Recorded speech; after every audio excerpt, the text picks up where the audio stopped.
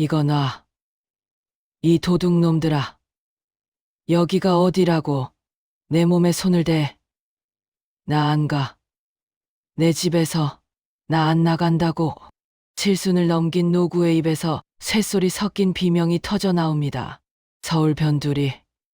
낡은 단독주택 앞마당은 아침부터 아수라장이 되었습니다. 머리카락은 산발이 되고 단추가 떨어진 낡은 저고리 사이로 앙상한 쇄골이 드러난 노인. 바로 오늘 이야기의 주인공 박술래 여사입니다. 그녀의 양팔을 멧돼지 같은 힘으로 붙잡고 강제로 검은색 승용차에 밀어넣으려는 사내. 술래 여사가 금지옥엽으로 키운 큰아들 대식입니다. 그리고 그 옆에서 명품 가방을 고쳐매며 엄마 제발 창피하게 왜 이래.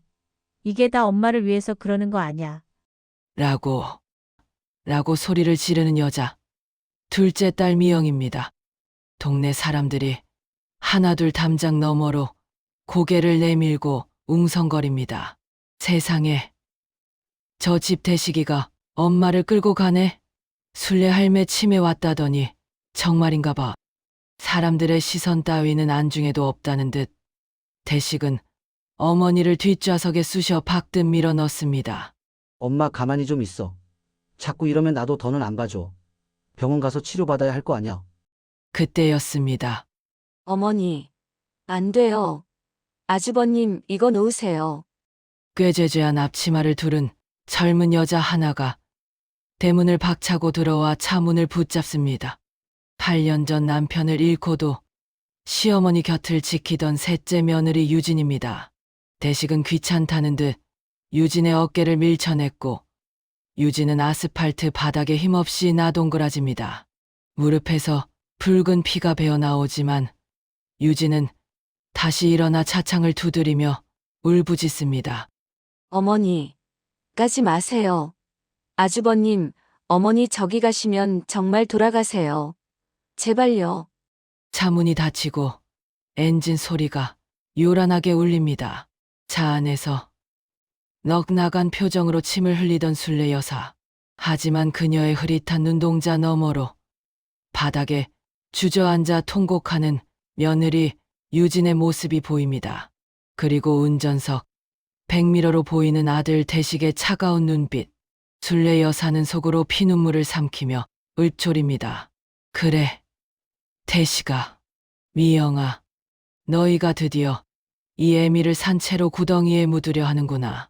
내가 너희를 위해 바친 40년 세월이 고작 80만 원짜리 요양원 뒷방이었더냐. 사실 저 박술래는 동네 사람들이 다 아는 독종이었습니다. 시장 바닥에서 생선 비린내를 훈장처럼 달고 살며 10원짜리 거스름돈 하나에 눈을 부라리던 여자였죠. 사람들은 제가 돈밖에 모르는 노인네라고 욕했지만 저는 상관없었습니다. 40년 전 노름에 이처 도망간 남편 대신과 돌진한 대식이와 젖먹이 미영이를 업고 시장 좌판에 앉았을 때 제 인생은 이미 죽은 것이나 다름없었거든요. 얼음장을 깨고 채소를 씻어 손등이 거북이 등껍질처럼 갈라져도 생선 가시에 찔려 손가락 마디마디가 뒤틀려도 저는 웃었습니다. 그 돈 모아서 대식이 명문대 보내고 미영이 부잣집 며느리로 시집 보낼 때만 해도 저는 제가 세상에서 가장 행복한 엄마인 줄 알았습니다. 내 자식들은 번듯하게 잘 사니까 이제 죽을 때까지 내 곁을 지켜줄 줄 알았죠.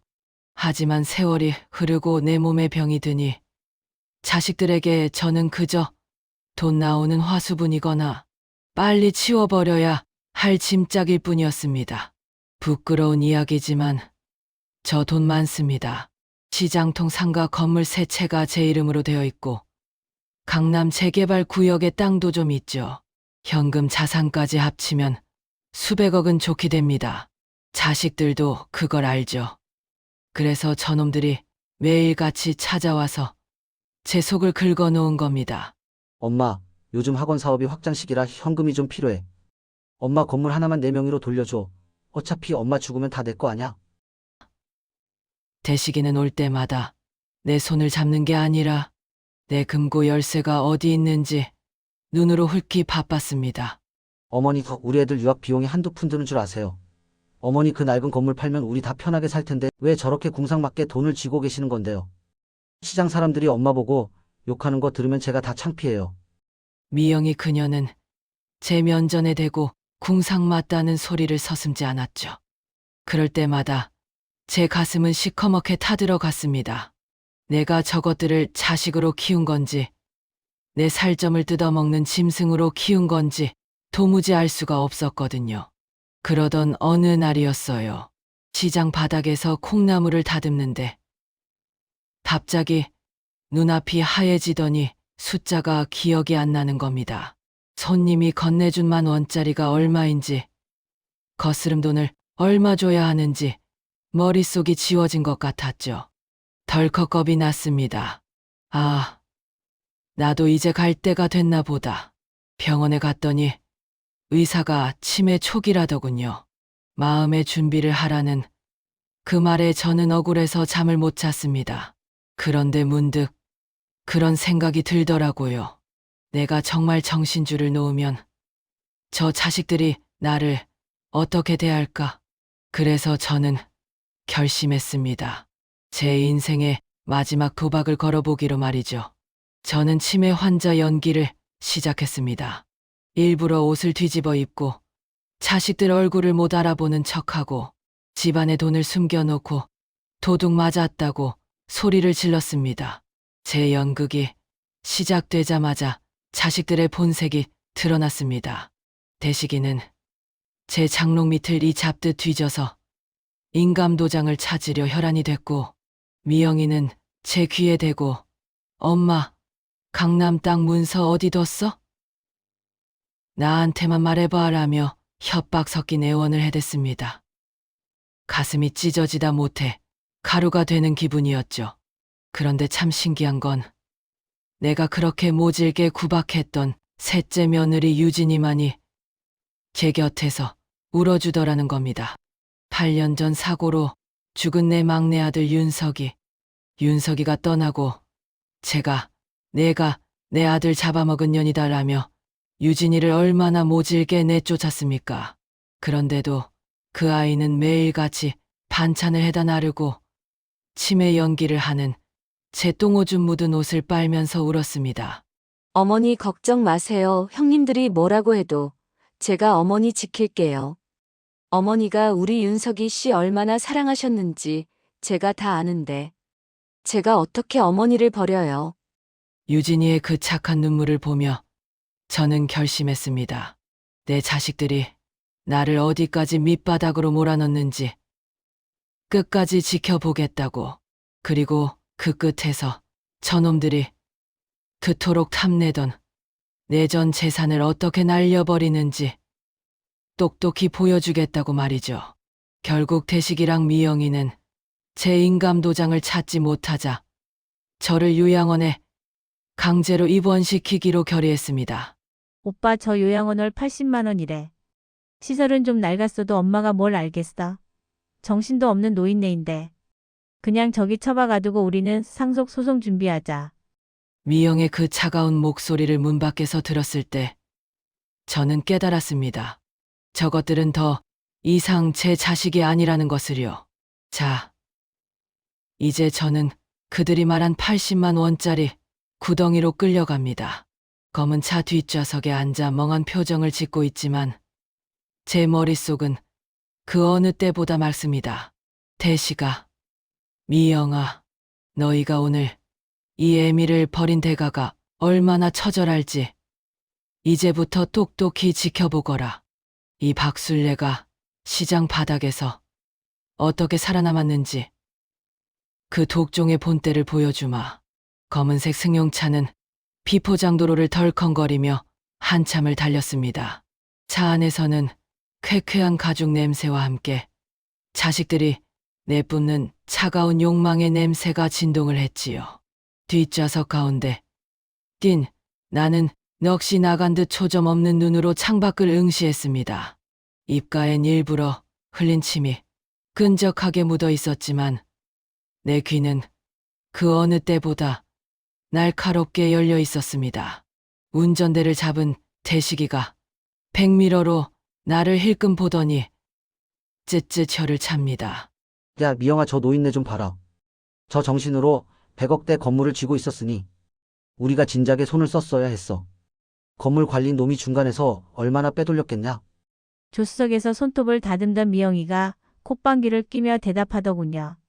오빠, 그게 문제야. 지금 인감도장이랑 땅문서 행방이 묘연한 게 문제지.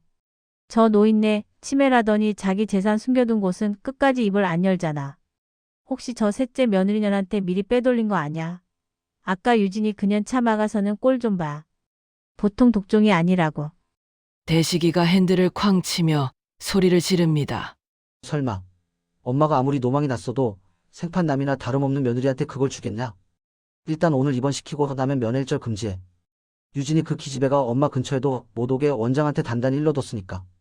우리가 엄마 정신 돌아올 때까지 구슬리든 협박하든 해서 서류 받아내면 끝이야. 그놈들의 대화를 들으며 내 가슴은 갈기갈기 찢겨나갔습니다. 대식아, 미영아, 너희를 키울 때 내가 먹은 건 생선 대가리였고 너희에게 준 건 살점이었는데 이제는 내 뼈마디까지 발라먹으려 드는구나. 나는 차창에 머리를 기대고 소리 없는 비명을 질렀습니다. 차는 어느덧 경기도 외곽 숲속 깊은 곳에 있는 소망의 집이라는 요양원 앞에 멈춰 섰습니다. 이름은 소망인데 겉모습은 창살 없는 감옥이나 다름없었습니다. 페인트가 다 벗겨진 회색 건물, 마당엔 잡초가 무성하고 어딘가에서 풍겨오는 눅눅한 소독약 냄새와 노인들의 찌든 냄새가 코를 찔렀습니다. 강 선생님, 오셨습니까? 멧돼지처럼 목이 두꺼운 원장이 달려나와 대식이를 맞이하더군요. 대식이는 내 팔을 거칠게 잡아 끌어 원장에게 넘겼습니다. 마치 처리해야 할 짐짝을 넘기듯이 말입니다. 원장님, 우리 어머니 치매가 아주 심합니다. 가끔 발작도 하고 소리도 지르니까 절대 밖으로 못 나가게 단속 잘해 주십시오. 특히 우리 가족 말고 딴 사람이 면회 오면 무조건 막아주시고요. 아시죠? 대식이가 원장의 주머니에 두툼한 돈봉투를 찔러 넣는 걸 나는 똑똑히 보았습니다. 내 건물 임대료로 받은 돈을 가지고 자기 엄마를 가둘 감옥 간수에게 뇌물을 주고 있는 겁니다. 원장은 비굴한 웃음을 지으며 나를 훑어보더니 내 어깨를 툭 쳤습니다. 걱정 마십시오. 저희가 특별 관리 하나는 끝내주게 합니다. 할머니 이리 오세요. 여기가 이제 할머니 집입니다. 원장의 손에 이끌려 들어간 복도는 어둡고 습했습니다. 양옆으로 늘어선 방들 사이로 넋을 잃고 앉아있는 노인들의 모습이 보였습니다. 어떤 노인은 벽을 보고 중얼거리고 어떤 노인은 휠체어에 묶인 채 초점 없는 눈으로 천장만 보고 있었죠. 그 광경을 보며 나는 온몸에 소름이 돋았습니다. 아, 내 자식들이 나를 이런 곳에 버렸구나. 80만 원짜리 인생으로 낙인 찍어서 대식이랑 미영이는 입소 서류에 사인만 휘리릭 하더니 뒤도 안 돌아보고 떠나려 했습니다. 나는 마지막 연기를 했죠. 대식이의 옷자락을 붙잡고 어린아이처럼 울며 매달렸습니다. 대식아, 집에 가자.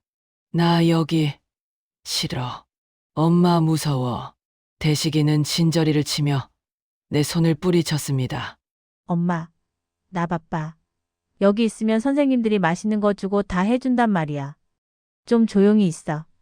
미영이는 명품 가방에 오물이 튈까봐 옷자락을 여미며 도망치듯 차로 향했습니다.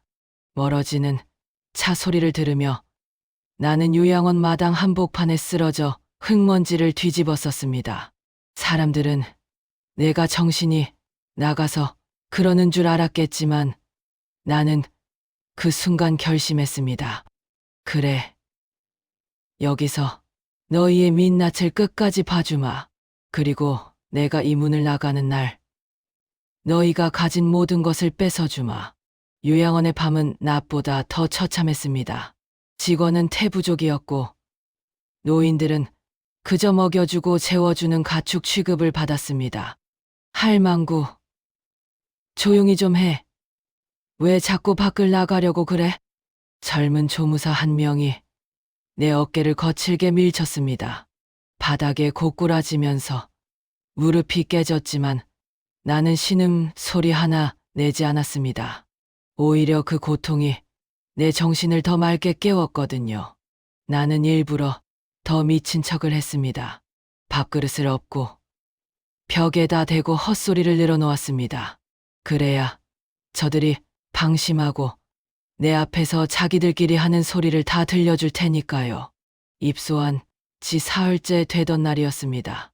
면회실 문이 열리고 대식이와 미영이가 다시 찾아왔습니다. 그들의 손에는 과일 바구니가 아니라 법무사 사무실에서 떼온 것 같은 서류 뭉치가 들려 있었습니다. 엄마 정신 좀 들어. 자, 여기 봐봐. 여기 지장 한 번만 찍자. 이거 찍어야 엄마 병원비도 내고 저기 좋은 서울 병원으로 옮길 수 있어. 알겠지? 대식이가 내 손가락을 억지로 펴서 인주에 담그려 했습니다. 나는 손에 힘을 꽉 주고 버텼습니다. 누구여? 나 돈 없어. 도둑놈들아. 내 연기에 대식이가 얼굴을 붉히며 욕설을 내뱉더군요. 아씨, 저 노인네 정말야 미영아 방법이 없다. 성년후견인 신청 들어가자. 변호사한테 물어보니까 엄마 정신 감정서 떼고 판사한테 넘기면 우리가 재산 다 통제할 수 있대. 그게 더 확실해. 미영이가 고개를 끄덕이며 차갑게 말했습니다. 그래 오빠. 솔직히 엄마가 죽어야 돈이 나오지. 저렇게 살아서 우리 고생만 시키잖아. 저번에 유진이 그년이 요양원 위치 알아내서 찾아오려고 난리쳤다던데 원장한테 면회 절대 안 된다고 다시 한번 못 박아. 엄마가 죽어야 돈이 나온다. 그 말 한마디가 내 심장에 비수를 꽂았습니다. 내가 너희를 어떻게 키웠는데 시장 바닥에서 생선가시에 찔린 손으로 너희 입에 들어갈 쌀밥을 안 쳤고 겨울바람에 갈라진 발뒤꿈치에 피가 맺혀도 너희 운동화는 최고급으로 사줬는데 너희는 내 죽음을 기다리고 있었구나. 그놈들이 떠나고 난 뒤 나는 어두운 방 안에서 소리 없이 울었습니다. 눈물이 뺨을 타고 흘러 베개를 적셨습니다. 하지만 그것은 나약한 눈물이 아니었습니다. 내 가슴 속에서 타오르는 분노의 불꽃을 더 뜨겁게 만드는 기름이었죠. 한편 셋째 며느리 유진이는 지옥 같은 나날을 보내고 있었습니다. 대식이랑 미영이는 유진이의 전화를 수신 거부하고 심지어 유진이가 일하던 반찬 가게까지 찾아가 행패를 부려 유진이를 잘리게 만들었습니다. 하지만 유진이는 포기하지 않았습니다. 어머니, 어디 계세요? 제가 꼭 찾으러 갈게요. 유진이는 전국의 요양원을 샅샅이 뒤지기 시작했습니다. 시어머니인 나를 미워할 법도 한데 말입니다. 사실 유진이가 내 막내 아들 윤석이와 결혼했을 때 나는 유진이를 참 많이 구박했습니다. 가난한 집 딸이라고, 우리 귀한 윤석이 앞길 막는다고. 그러다 윤석이가 갑작스러운 사고로 세상을 떠났을 때 나는 그 화풀이를 다 유진이에게 했습니다. 내가 내 아들 잡아먹은 년이다라며 입에 담지 못할 욕설을 퍼붓고 내쫓았죠. 그런데 윤석이가 떠나고 8년이 흐르는 동안 나를 챙긴 건 내 핏줄들이 아니라 그 모진 구박을 다 받아낸 유진이 하나뿐이었습니다. 명절이면 몰래 대문 앞에 밑반찬을 두고 가고 내가 아프다는 소문이 돌면 밤새 집 앞을 지키던 아이. 나는 그 아이의 진심을 알면서도 내 자존심 때문에 끝까지 외면해왔습니다. 일주일 뒤 드디어 유진이가 이 요양원을 찾아냈습니다. 복도 끝에서 익숙한 목소리가 들려왔습니다. 어머니, 어머니, 여기 계세요? 유진이가 요양원 직원들의 재질을 뿌리치고 내가 있는 방으로 뛰어들어왔습니다. 며칠 밤을 새운 듯 초췌한 모습. 헝클어진 머리의 옷은 흙먼지로 뒤덮여 있었습니다. 어머니, 저 유진이에요. 어머니 얼굴이 왜 이래요? 유진이가 바닥에 앉아있는 나를 껴안고 통곡을 했습니다. 내 낡은 환자복 위로 유진이의 뜨거운 눈물이 뚝뚝 떨어졌습니다. 나는 멍한 표정을 유지해야 했지만 내 손은 떨리고 있었습니다. 유진이의 말은 어깨를 다독여주고 싶은 마음이 굴뚝 같았지만 꾹 참았습니다. 배고파. 유진아, 집에 가자. 내가 힘없는 목소리로 중얼거리자 유진이가 내 손을 꼭 잡았습니다. 네, 어머니. 제가 모시고 갈게요. 형님들이 뭐라고 해도 제가 책임질게요. 여기서 이렇게 계시면 안 돼요. 우리 집에 가요, 어머니. 유진이가 원장실로 달려가 거세게 항의했습니다. 하지만 대식이에게 돈을 받은 원장은 눈 하나 깜짝하지 않았습니다. 이 할머니는 법적 보호자인 아드님이 맡기신 겁니다. 며느님은 권한이 없어요. 당장 안 나가면 경찰 부르겠습니다. 유진이는 요양원 마당에 무릎을 꿇고 밤새도록 빌었습니다. 차가운 밤이슬이 내려앉고 찬바람이 불었지만 유진이는 꼼짝도 하지 않았습니다. 나는 창살 너머로 그 모습을 지켜보며 피눈물을 흘렸습니다. 유진아, 미안하다. 이 못난 시어미 때문에 내가 고생이 많구나. 조금만 참아라. 이 애미가 저 짐승 같은 자식 놈들 뿌리까지 다 뽑아버리고 너랑 같이 웃으며 살 날을 꼭 만들 거다. 다음 날 아침 유진이가 와 있다는 소식을 들은 태식이랑 미영이가 들이닥쳤습니다. 그들은 요양원 마당에 쓰러져 있는 유진이를 보자마자 머리채를 잡을 듯 달려들었습니다. 이 기집애가 여기가 어디라고 와? 내가 우리 엄마 재산에 아직도 미련이 남았어. 당장 안 꺼져. 대식이가 유진이를 발로 툭 밀쳤습니다. 유진이는 바닥에 나동그라지면서도 대식이의 바지가랑이를 붙잡았습니다. 아주버님, 제발요. 어머니 저기 두면 돌아가세요. 얼굴이 반쪽이 되셨단 말이에요. 제가 모실게요. 재산 다 가져가셔도 좋으니까 어머니만 져주시면 안 돼요? 미영이가 비웃으며 유진이의 손을 털어냈습니다. 재산? 웃기고 있네. 이미 다 우리 거야. 너 같은 게 끼어들 자리가 아니라고.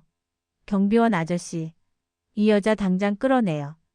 유진이가 질질 끌려 나가는 모습을 나는 요양원 2층 창가에서 내려다보았습니다. 그리고 나는 내 품 안에 숨겨두었던 낡은 구식 휴대폰을 꺼냈습니다. 시장 바닥에서 40년을 버틴 독종 박술래의 진짜 반격이 시작되는 순간이었습니다. 나는 김 변호사에게 전화를 걸었습니다. 김 변호사, 나네, 준비는 다 됐는가? 자네가 말한 성년후견인 신청인지 뭔지 그놈들이 오늘 법원에 접수한다고 하네. 오냐? 가만히 앉아 당할 내가 아니지. 자네는 내가 맡겨둔 그 장부, 그거 가지고 내일 아침 일찍 요양원으로 오게. 경찰들도 같이 불러야 할 걸세. 내 목소리는 칼날처럼 날카롭고 단호했습니다. 침에 놓인 연기를 하느라 눌러왔던 그 서슬퍼런 기운이 방 안 가득 퍼져나갔습니다. 대시가, 미영아, 너희가 오늘 내 며느리 가슴에 칼을 꽂았지? 오냐? 나는 너희 인생의 심장에 대못을 박아주마. 돈 때문에 부모를 버린 죄가 얼마나 무거운지 이 애미가 지옥의 문턱에서 보여줄 테니까. 나는 어둠 속에서 거울을 보았습니다. 초점 없던 내 눈동자에 다시 불이 켜졌습니다. 시장 바닥에서 생선 대가리를 치며 악착같이 살아남았던 그 시절의 박술래가 다시 돌아온 것입니다. 자, 이제 날이 밝으면 전세가 역전될 것입니다. 자식들이 그토록 원하던 그 도장이 어떤 결과를 가져올지 그들은 꿈에도 상상하지 못하겠죠. 80만 원짜리 요양원에서 시작된 이 처절한 복수극, 이제 진짜 막이 오릅니다. 요양원의 아침은 늘 차갑고 눅눅한 소독약 냄새로 시작됩니다. 하지만 그날 아침은 평소와 달랐습니다. 복도 멀리서 들려오는 구두굽 소리가 유난히 요란했거든요. 승전보를 울리러 온 장수들처럼 의기양양한 발걸음. 바로 내 아들 대식이와 딸 미영이었습니다. 그들의 손에는 번쩍이는 금태 안경을 쓴 박 변호사라는 자가 들고 온 두툼한 서류 가방이 들려 있었죠. 원장님, 우리 어머니 기분 좀 어떠세요? 오늘 아주 중요한 서류를 마무리 지어야 해서요. 정신이 조금이라도 돌아와 계셔야 할 텐데. 대식의 물음에 원장은 비굴한 웃음을 지으며 대답했습니다. 아이고 말도 마세요. 어젯밤에는 벽에다 대고 누구랑 싸우시는지 고함을 지르시더니 지금은 기운이 쏙 빠지셨는지 멍하니 앉아만 계십니다. 지장 찍기에는 아주 최적의 상태죠. 면회실 문이 열리고 나는 직원의 등에 엎혀 들어갔습니다. 단추는 여전히 어긋나게 끼워져 있고 백발은 산발이 된 채로 말입니다.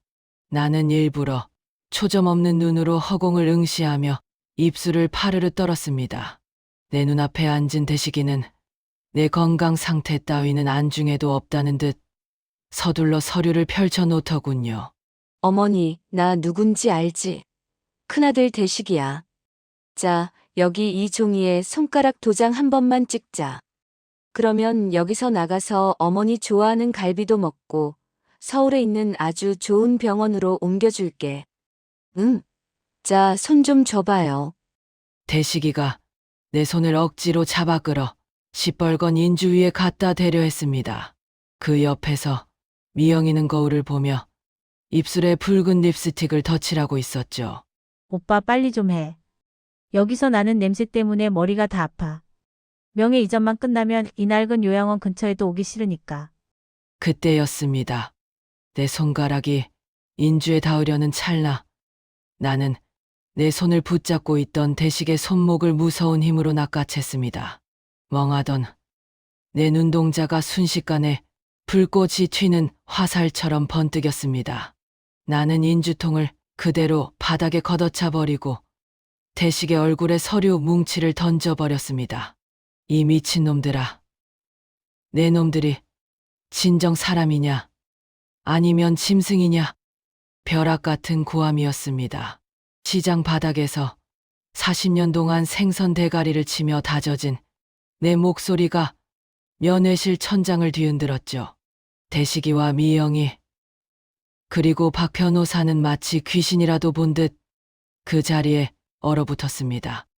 대식이는 들고 있던 만년필을 떨어뜨리며 헛구역질하듯 되물었습니다. 엄마, 방금 뭐라고 했어? 엄마 정신이 돌아온 거야?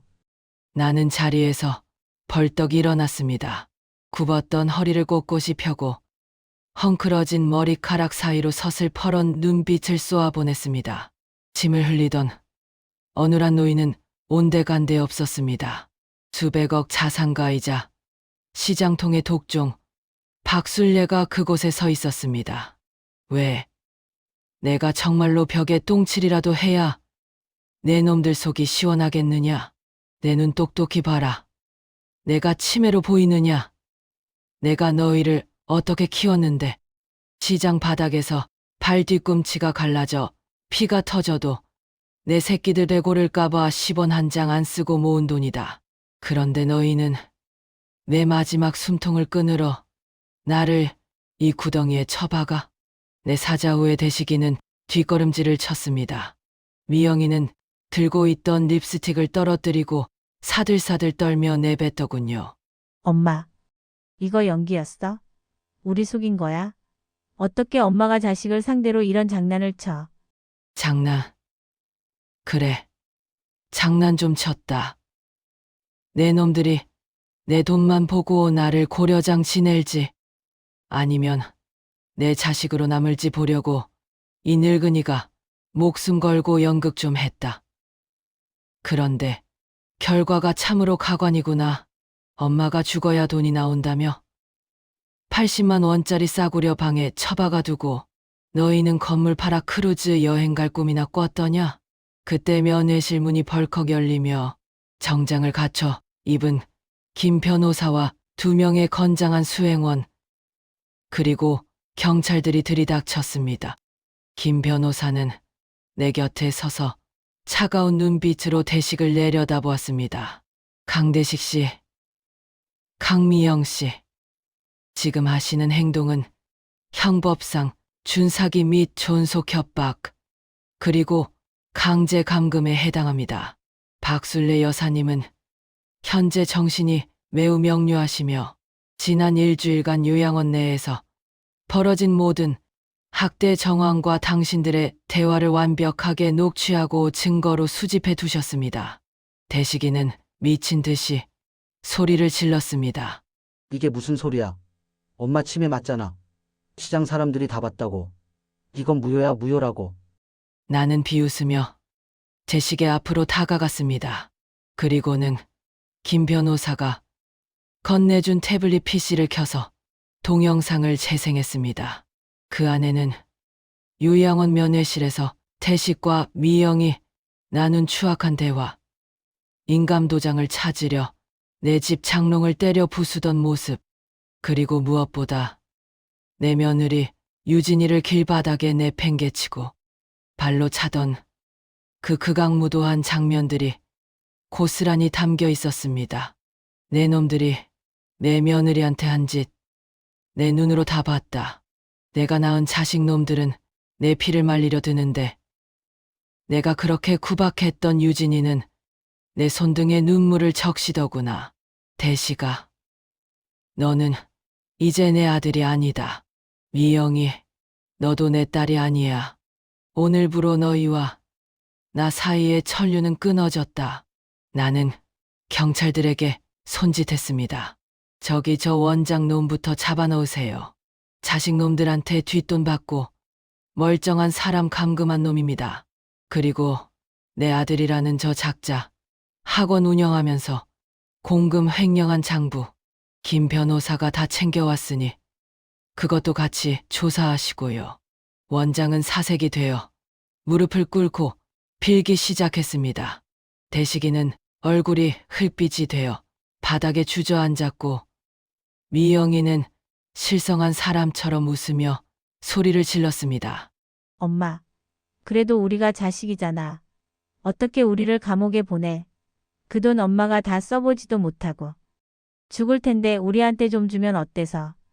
나는 미영의 뺨을 호되게 내리쳤습니다. 짝 하는 소리가 면회실에 울려 퍼졌습니다. 내 생전 자식에게 손을 댄 건 처음이었습니다. 돈. 그래. 그놈의 돈이 문제지. 내가 오늘 너희에게 보여주마. 돈이 주인 노릇을 할 때 사람이 얼마나 비참해질 수 있는지.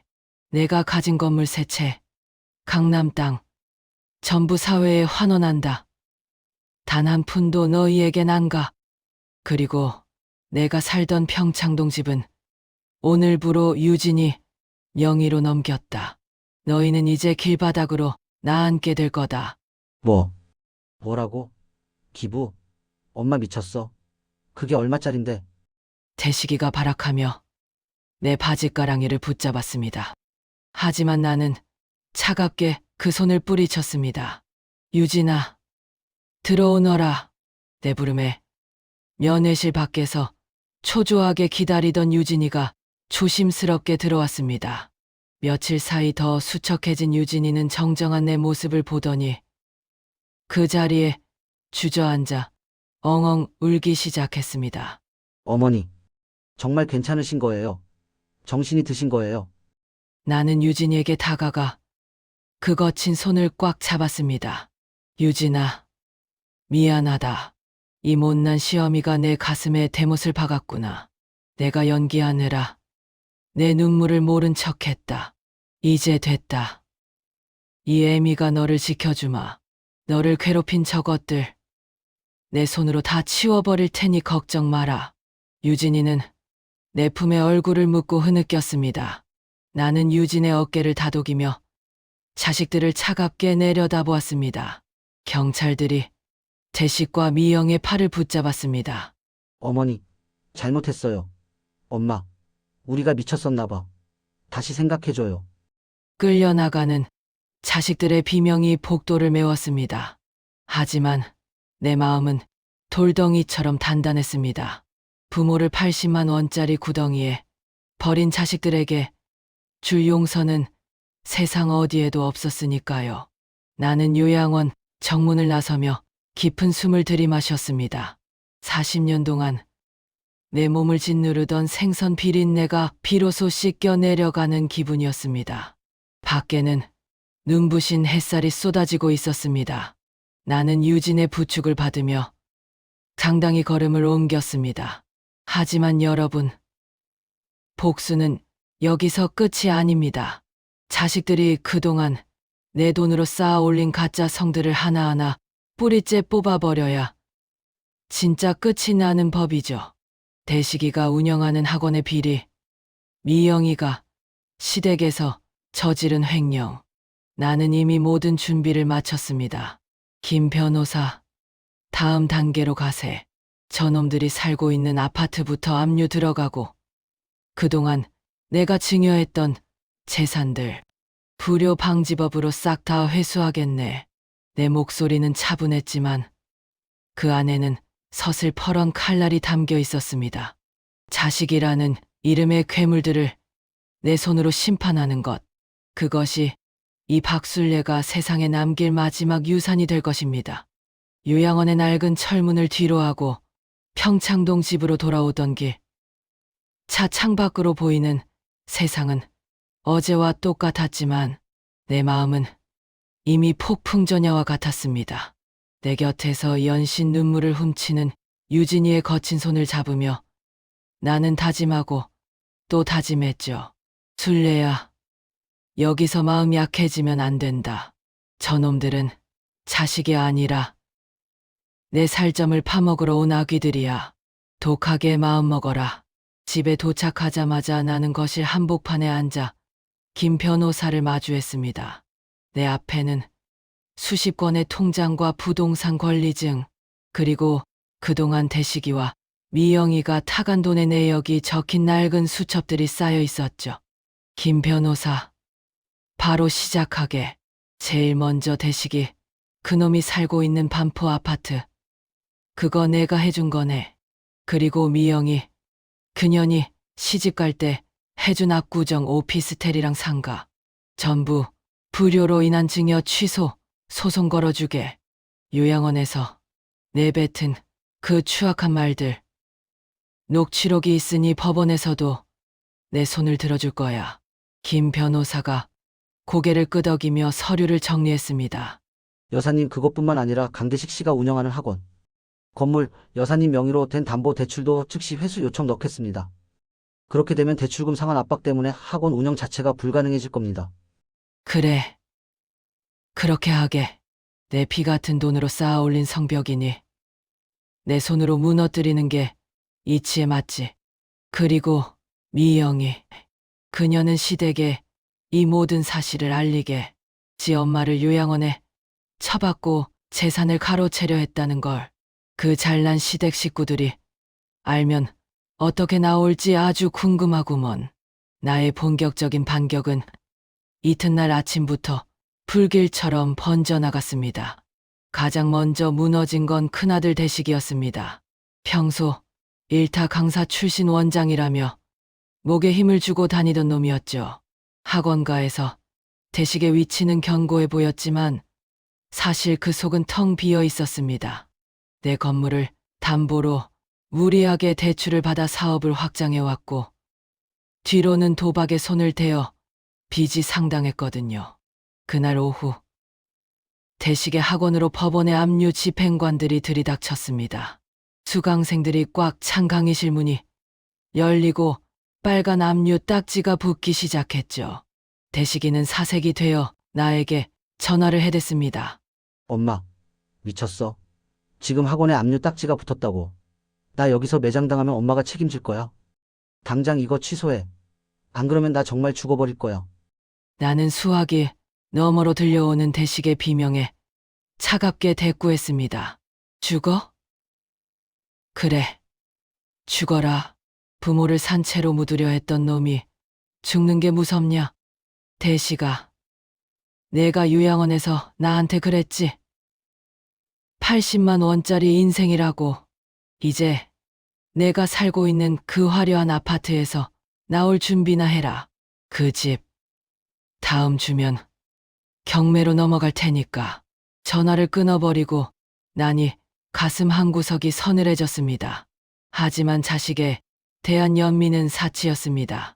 대식의 파멸은 거기서 끝이 아니었습니다. 김 변호사를 통해 대식이가 학원 강사들의 임금을 체불하고 학부모들의 교재비를 횡령해 도박 자금으로 쓴 정황을 교육청과 경찰에 제보했습니다.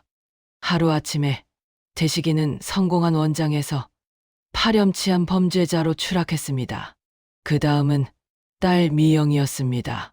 미영이는 부잣집 며느리라는 타이틀을 지키기 위해 평소 나를 부끄러워하며 숨기기 급급했죠. 나는 미영의 시어머니에게 직접 전화를 걸었습니다. 평소 내 전화를 무시하던 그 여편네도 상가 증여 취소라는 말에 자존심을 굽히고 달려오더군요. 사부인 이게 무슨 일인가요? 미영이가 친정어머니를 요양원에 모셨다고만 들었는데 감금이라니요? 그리고 정리한 재산을 다 거두시겠다니 우리 집안 체면은 어쩌고요? 나는 시퍼런 눈으로 그녀를 쏘아보며 녹취록을 틀어줬습니다. 미영이가 요양원에서 엄마가 죽어야 돈이 나오지라고 내뱉던 목소리가 거실에 울려 퍼졌습니다. 미영의 시어머니는 얼굴이 불그락푸르락 변하더니 뒷목을 잡고 쓰러질 듯 했습니다. 이런 천하의 불효막심한 년을 봤나? 우리 집안에 이런 며느리는 필요 없습니다. 당장 내쫓을 테니 사부인 마음대로 하세요. 결국 미영이는 그날 밤 명품 가방 몇 개만 챙긴 채 시댁에서 쫓겨났습니다. 평소 명품으로 휘감고 다니며 동네방네 잘난 척을 하던 미영은 순식간에 딘털터리가 되어 길거리로 나앉았습니다. 나에게 전화를 걸어 엄마, 내가 잘못했어. 한 번만 살려줘. 라고 울부짖었지만 나는 단 한마디도 대꾸하지 않고 번호를 차단해버렸습니다. 며칠 뒤 평창동 우리 집 대문 앞은 아수라장이 되었습니다. 구속영장 실질 심사를 앞두고 잠시 풀려난 대식이와 시댁에서 쫓겨난 미영이가 대문 앞에 진을 치고 있었거든요. 엄마, 박술래, 나와. 나를 이 꼴로 만들고 너 혼자 잘 살 것 같아. 내 돈 내놔. 내 아파트 내놓으라고. 미영은 헝클어진 머리를 하고 대문을 발로 차며 광기를 부렸습니다. 대식이는 바닥에 주저앉아 소주병을 나발불며 이 노인네가 제정신이 아니야. 치매 맞다고. 사람 살려. 라고 동네방네 떠들었습니다. 동네 사람들이 웅성거리며 구경을 나왔지만 나는 눈 하나 깜짝하지 않았습니다. 대신 유진이의 손을 잡고 조용히 대문을 열었습니다. 어머니, 나가지 마세요. 저 사람들 지금 제정신 아니에요. 유진이가 걱정스러운 듯 내 앞을 막아섰지만 나는 유진이를 부드럽게 옆으로 밀어내고 자식들 앞에 섰습니다. 대시가, 미영아, 고작 이 정도로 무너질 놈들이 부모를 버려. 너희가 그토록 탐내던 내 돈, 그거 다 어디로 갔는지 궁금하지? 나는 대식과 미영의 발 앞에 두꺼운 서류 한 뭉치를 던졌습니다. 그것은 모든 재산의 사회 환원 약정서와 유진이에 대한 증여 계약서였습니다. 너희가 탐내던 건물 세 채, 강남 땅, 전부 사회복지재단에 기부 절차 끝냈다. 내 이름으로 된 장학재단도 만들었지. 그리고 평창동 이 집과 남은 현금은 유진이 거다. 너희에겐 단 10원도. 아니, 내가 먹다 남은 시래기 국물 한 방울도 아까워. 미영이 비명을 지르며 나에게 달려들려 했지만 미리 대기하고 있던 경호원들이 그녀를 제압했습니다. 대식이는 멍하니 서류를 바라보다가 실성한 듯 웃기 시작하더군요. 기부? 엄마 미쳤어. 그게 수백억이야. 수백억이라고. 그걸 남한테 줘. 우리한테 줄 돈을 남한테 줘. 대시가 나한테는 지금 이 며느리가 너희보다 100배, 1000배는 더 귀한 가족이다. 내 놈들은 내 자식이 아니라 내 몸에 붙어 피를 빨아먹던 거머리였어. 이제 내 몸에서 떨어져 나갔으니 그 피가 독약이 되어 너희를 죽일 거다. 나는 자식들을 차갑게 내려다보며 마지막 일침을 가했습니다. 너희가 감옥에 가든 길바닥에서 굶어 죽든 이제 나랑은 상관없는 일이다. 내일 아침이면 검찰에서 내 놈들 횡령 혐의로 소환장이 갈 거다. 인생 똑바로 살아라. 돈보다 무서운 게 사람의 죄라는 걸 이제야 뼈저리게 느끼게 될 테니. 나는 뒤도 돌아보지 않고 대문을 닫았습니다. 등 뒤에서 들려오는 자식들의 욕설과 절규는 이제 더 이상 내 심장을 찌르지 못했습니다. 40년 만에 처음으로 내 집안의 공기가 맑아진 기분이었습니다. 집 안으로 들어오자 유진이가 따뜻한 찻잔을 내밀었습니다. 떨리는 유진이의 손을 보며 나는 미안함에 가슴이 아려왔습니다. 유진아, 고생 많았다. 이제 정말 다 끝났다.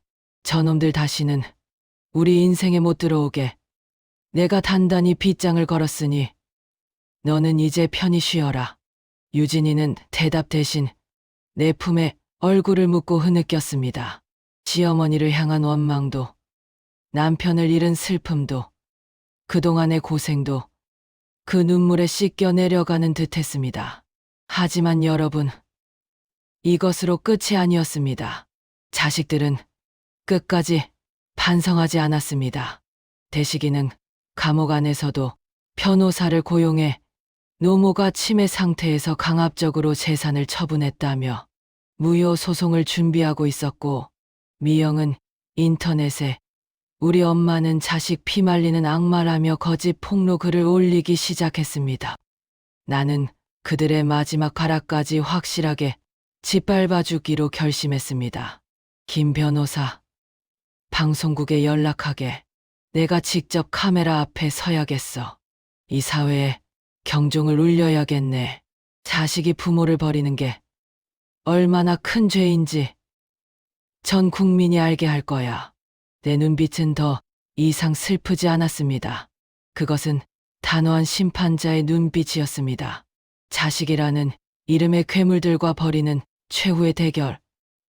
그 무대가 이제 곧 전 국민의 눈앞에서 펼쳐질 참이었습니다. 대식이가 감옥에서도 재산 무효 소송을 준비하고 미영이가 인터넷에 저를 자식 피 말리는 악마라고 떠들어대며 마지막 발악을 할 때 저는 도망치지 않았습니다. 오히려 그들이 깔아놓은 멍석 위로 당당히 올라갔습니다. 바로 전국으로 생중계되는 대형 방송국의 시사 프로그램이었습니다. 수많은 조명과 카메라가 저를 향해 있었습니다. 제 옆에는 그동안 저를 지켜준 김 변호사와 여전히 수척하지만 눈빛만큼은 맑은 며느리 유진이가 앉아 있었죠. 진행자가 떨리는 목소리로 물었습니다. 박술래 여사님, 자식들을 상대로 이토록 가혹한 법적 대응을 하시는 이유가 무엇입니까? 저는 카메라 렌즈를 똑똑히 응시했습니다. 그 너머에서 이 방송을 보고 있을 대식이와 미영이의 눈을 찌르듯이 말입니다. 가혹하다고요? 저는 제 자식들을 고발하러 나온 게 아닙니다. 저는 대한민국 모든 부모들에게 그리고 자식들에게 묻고 싶어서 나왔습니다. 돈이 사람 위에 있을 때, 부모의 피눈물이 자식의 외제차 기름값이 될 때, 우리 인생이 얼마나 비참해지는지 보여주러 나왔습니다. 저는 준비해 온 녹취록을 공개했습니다. 요양원의 차가운 방에서 대식이와 미영이가 나눴던 대화들이 스튜디오 전체에 울려 퍼졌습니다. 엄마가 죽어야 돈이 나오지. 80만 원짜리 방이면 충분해. 정신도 없는 노인네인데 방송국 안은 찬물을 끼얹은 듯 고요해졌고 이내 방청객석 여기저기서 흐느낌과 탄식이 터져 나왔습니다. 저는 이어서 제가 왜 치매 연기를 했는지, 그 연기 끝에 무엇을 보았는지 담담히 고백했습니다. 나는 내 자식들에게 기회를 주고 싶었습니다. 엄마가 정신줄을 놓았을 때 내 주머니에 든 돈이 아니라 내 뒤틀린 손가락을 먼저 봐주길 바랐습니다.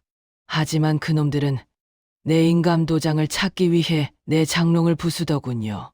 오직 한 사람, 내가 평생을 미워하고 구박했던 내 셋째 며느리 유진이만이 내 손등에 눈물을 적셨습니다.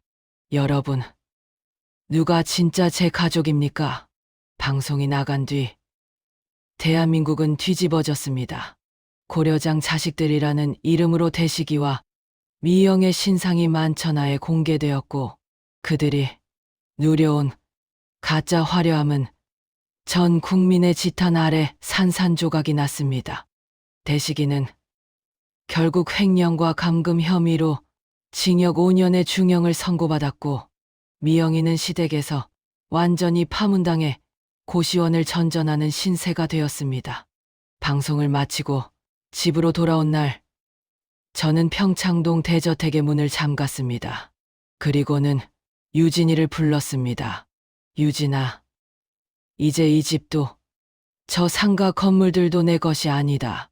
이미 기부 절차는 다 끝났어. 너한테 주기로 한 이 집도 사실은 너에게 짐이 될까봐 걱정이구나. 유진이가 제 손을 꼭 잡으며 말했습니다. 어머니, 저는 돈 같은 거 필요 없어요. 어머니랑 같이 따뜻한 밥 한 끼 편하게 먹는 거, 그거면 돼요. 저 이 집 팔게요. 어머니랑 저 아무도 모르는 곳에 가서 조용히 살아요. 그 말에 저는 참아왔던 눈물을 터뜨렸습니다. 40년 전 시장 바닥에서 흘렸던 눈물은 억울함의 눈물이었지만 지금 흘리는 눈물은 구원의 눈물이었습니다. 우리는 평창동 집을 정리했습니다. 자식들이 그토록 탐냈던 그 화려한 저택을 팔아갈 곳 없는 노인들을 위한 순례의 집 쉼터를 만들고 남은 돈으로 남해의 작은 어촌 마을에 조그만 집 한 채를 구했습니다. 남해로 내려가는 트럭 뒤에서 멀어지는 서울의 빌딩 숲을 바라보았습니다. 대식이가 감옥에서 보낸 편지들이 발밑에 굴러다녔죠. 엄마, 한 번만 살려줘. 나 여기서 죽을 것 같아. 하지만 저는 그 편지들을 읽지 않고 바람에 날려보냈습니다. 용서도 때가 있는 법이고 부모 자식 간의 인연도 지켜야 할 선이 있는 법이니까요. 남해의 어느 고요한 오후, 파도 소리가 음악처럼 들리는 작은 마당에 앉아 저는 상추를 심습니다. 제 옆에는 유진이가 고추 모종을 손질하며 콧노래를 부르고 있네요.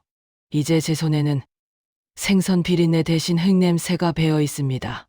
어머니, 점심에 시래기국 끓였어요. 시장에서 드시던 그 맛보다 훨씬 맛있을 거예요. 유진이가 차려온 밥상에는 화려한 고기 반찬은 없지만 서로의 진심이 담긴 온기가 가득합니다. 저는 숟가락을 들기 전 유진이의 손을 가만히 만져봅니다.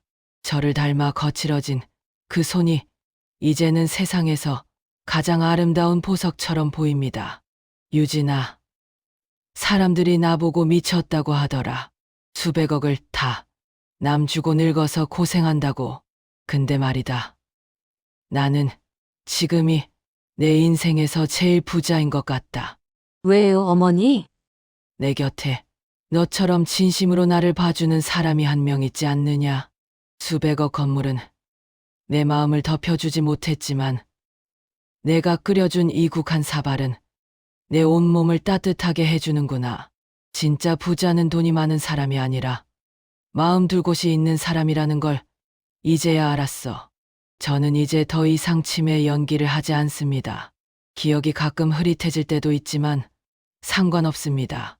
내 마지막 순간에 내 손을 잡아줄 사람이 누구인지 확실히 알고 있으니까요. 대식이가 형기를 마치고 나온들, 미영이가 다시 찾아와 문을 두드린들 제 마음의 문은 다시는 열리지 않을 것입니다. 저는 제 자식들을 버린 게 아니라 돈에 먹혀버린 괴물들을 도려낸 것입니다.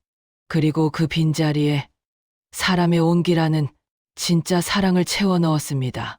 시청자 여러분, 여러분의 자식들은 지금 여러분의 무엇을 보고 있습니까? 혹시 여러분의 주머니 속 도장을 기다리고 있지는 않나요?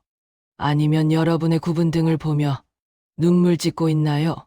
돈은 사람을 살리기도 하지만 영혼이 진 사람에게는 가장 무서운 독약이 됩니다. 제가 겪은 이 지옥 같은 시간이 여러분에게는 귀한 교훈이 되길 바랍니다.